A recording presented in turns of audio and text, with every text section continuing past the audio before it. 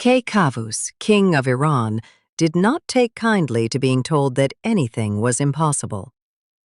One evening, a musician came to sing before him. He told of the wonders of Mazandaran, a land hidden beyond the mountains, where gardens stayed green all year, streams carried the scent of roses, and palaces overflowed with gold. He neglected to mention the spells, the caves full of demons, or the fact that he was one of them. When the song ended, Kay Kavus ordered a map to be brought. "At the first sign of spring, we march on Mazandaran." His advisors tried to dissuade him. Old Zal reminded him that even the mightiest kings of old had never dared invade that land. Kay Kavus thanked him for his caution and changed absolutely nothing. A few days later, he rode out at the head of his army. At first, the campaign seemed to prove him right. His soldiers crossed the first mountain passes unopposed and found cities richer even than the song had promised. The king made camp beneath the mountains and announced that complete victory would be theirs by the following day. That night, a black mass swallowed the sky. Enormous hailstones shattered the wagons and scattered the horses. Men ran blindly through the darkness, while a voice laughed at the heart of the storm. In the morning, Kay Kavus opened his eyes and saw nothing.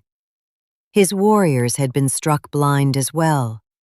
The white demon, lord of the mountains, descended into the plain with his forces. He had the survivors chained and imprisoned in a cavern. Kay Kavus now had ample time to remember Zal's advice. One servant managed to escape and carry the news back to Iran. When Zal read the letter, he went to find his son, Rostam. The king had behaved like a fool, but thousands of men were trapped beside him. Rostam agreed to go. "There are two roads," Zal told him. "The first winds around the mountains. It is safe enough, but it will take you months. The second will bring you to Mazandaran in 7 days, if you survive the journey." "What lies on the second road?" "Lions, a waterless desert, sorcerers, demons." Rostam considered this for a moment. "I'll take that one." He put on his mail, fastened on his sword and mace, and went to saddle Rakhsh. Rakhsh was the only horse strong enough to carry him in full armor. His saffron coat was dappled with red, and he had never accepted another rider. When Rostam appeared equipped for an entire war, Rakhsh gave a long, emphatic snort. 7 days, Rostam told him, perhaps less. They left Sistan before dawn. Rakhsh ran so swiftly that they covered 2 days' journey in one. That evening, Rostam killed a wild ass, lit a fire, and ate. Then he placed his sword beneath his head, let Rakhsh roam free, and fell asleep among the reeds. The scent of the fire drew a lion. It studied the sleeping man, then turned towards the horse. Rakhsh saw it coming, but the lion was already close. As the beast sprang, the horse spun and struck with both hind hooves. The lion charged again. Rakhsh reared clear of its claws, then seized it by the back of the neck with his teeth. Rostam woke to find a dead lion and Rakhsh still catching his breath. He examined the horse's legs and neck. Once he was certain Rakhsh was unhurt, he began to scold him. "Why did you fight a lion on your own? If it had killed you, who would carry my armor, my mace, my bow, my saddle, and everything else, all the way to Mazandaran? Next time, wake me." Rakhsh flicked his ears. Rostam lay down again and slept until morning. Before long, the plain gave way to desert. By midday, their waterskin was empty. Rostam dismounted to spare Rakhsh, but both were failing.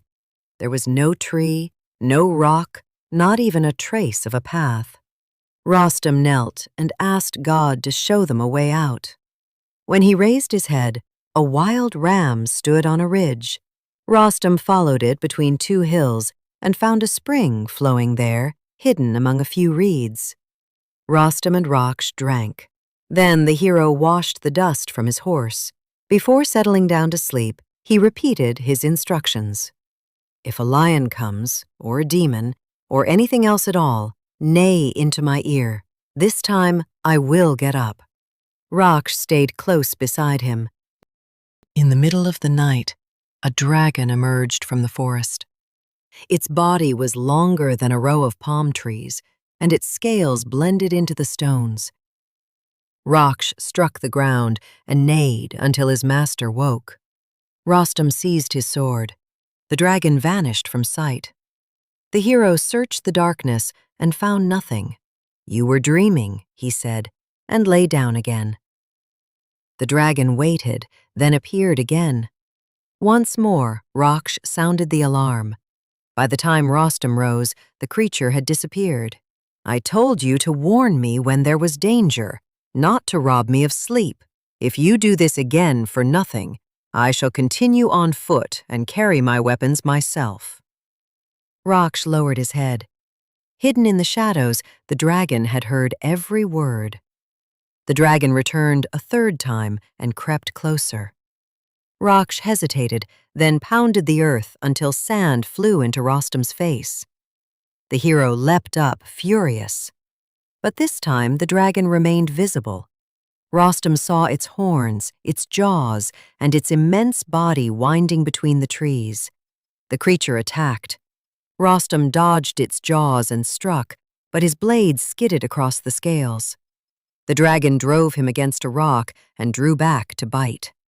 Rakhsh hurled himself at the beast, sank his teeth behind its shoulder, and tore away a piece of the thick hide protecting its neck. Rostam saw the opening and struck the blow that brought the monster down. When silence returned, Rostam ran a hand over Raksh's flanks to make certain he was not hurt.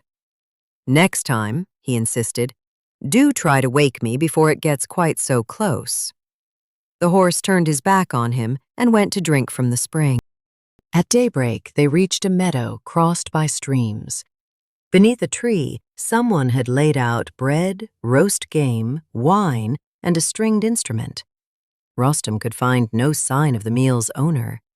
He sat down, filled a cup, and played a song about a life spent fighting lions, dragons, and warriors, while the feasts always seemed to be reserved for somebody else. A richly adorned woman stepped out from among the trees and sat beside him with a smile. A few paces away, Rakhsh stopped grazing and pinned back his ears. Rostam offered her a cup and thanked God for sending him company. At that name, the woman's features ran like paint in the rain. Her skin turned black, her fingers became claws. The beautiful traveler was a witch. Rostam cast his lasso before she could escape. The rope closed around the witch. She struggled, but he struck her down with his sword. Rostam did not touch the feast again. Rakhsh, for his part, had eaten nothing at all. The road then entered a land where no light could reach. There was neither moon nor star, and Rostam could not see the ground beneath Raksh's hooves. He laid the reins across the horse's neck and let him choose the way. Rakhsh moved slowly, avoided the ravines, and found the passages between the rocks. When at last they emerged from the darkness, they found themselves beside a field of wheat. Rostam dismounted, placed his shield beneath his head, and fell asleep. Rakhsh, who had crossed the night without food, stepped into the field. The field's keeper came running and struck his staff against the shield. "Wake up! Your horse is destroying my master's crop!" Still half asleep, Rostam sat up. The keeper went on shouting. Rostam seized him by the ears and threw him out of the field. The man ran off, howling, to fetch Olad, lord of that region. Olad arrived with his warriors and demanded the stranger's name. "If you knew it," Rostam replied, "you would not have come with so few men." The warriors charged. Rostam mounted Rakhsh and scattered them. Olad tried to flee, but Rostam whirled his lasso and caught him around the waist. The rope tore Olad from the saddle and deposited him in the dust. Rostam dismounted. "Lead me to Kay Kavus's prison and the White Demon's cavern. Guide me honestly, and I will protect you and ask that these lands be placed in your care. Betray me, and you will only do it once." Olad looked at what remained of his warriors and agreed. They traveled without rest until they reached a valley lit by hundreds of fires. Arzhang, commander of the demons guarding the captives, was camped there with his soldiers. Rostam tied Olad to a tree in case he changed his mind, then lay down and slept for a few hours. At dawn, Rostam put on his helmet, mounted Rakhsh, and rode before the tents. His battle cry shook the rocks. The demon chief emerged, certain that an entire army had come against him. Instead, he found a single horseman wearing a leopard skin. Rostam unhorsed Arzhang and killed him in a swift fight. Rakhsh charged between the tents, and when the other demons saw their leader fall, they fled into the mountains.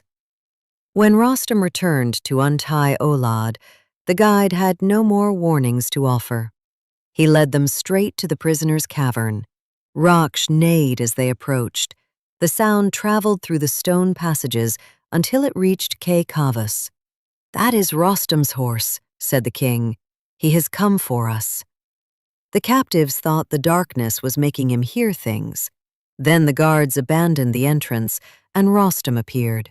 He broke the chains, handed out food, and led out those who were able to walk. The king and his warriors were still blind. Kay Kavus explained that the spell could only be broken with a few drops of blood from the white demon's heart. The creature slept beyond the 7 mountains in a cavern guarded by a host of monsters. Rostam looked at Olad. "Then we still have a little farther to go." The guide led them to the 7 peaks. They waited until noon, when the heat drove the demons to sleep in the shade of the rocks. Rostam crossed their camp and stopped before the mouth of a cave that descended beneath the mountain. He entrusted Rakhsh to Olad and entered alone, carrying a torch. The slope was steep, and the air grew colder with every step. At the bottom of the cavern, Rostam saw a white mass that he first mistook for a boulder. The boulder was breathing. It slowly rose, covered in pale hair, until its head brushed the roof of the cave. The white demon seized a millstone and hurled it. Rostam dodged aside, and the stone shattered against the cavern wall. He drew his sword and wounded the creature in the leg, but the demon tore the weapon from his hand. They grappled and crashed together across the floor of the cave. The struggle went on and on. Rostam felt the strength leaving his arms. The demon bore down on him like a living boulder, trying to crush him against the earth. Rostam thought of the prisoners waiting in darkness, braced himself against the wall, and forced himself upright, with his enemy still clinging to him. Gathering the last of his strength, he lifted the giant and hurled it to the ground. The cavern shook. The white demon did not move again. Rostam collected the blood needed to break the spell, recovered his sword, and climbed back towards the entrance. When he emerged into the sunlight, his armor was torn and his skin gray with dust. Rakhsh pulled against the reins to reach him. Rostam rested his forehead against the horses for a moment, then mounted once more. They returned to Kay Kavus. Rostam placed a drop of the demon's blood upon the king's eyelids. Kay Kavus blinked and recoiled from the light. The cavern walls, the faces of his companions, and the shape of Rakhsh slowly appeared before him. The same remedy restored the sight of the other captives. For 7 days the warriors celebrated their deliverance.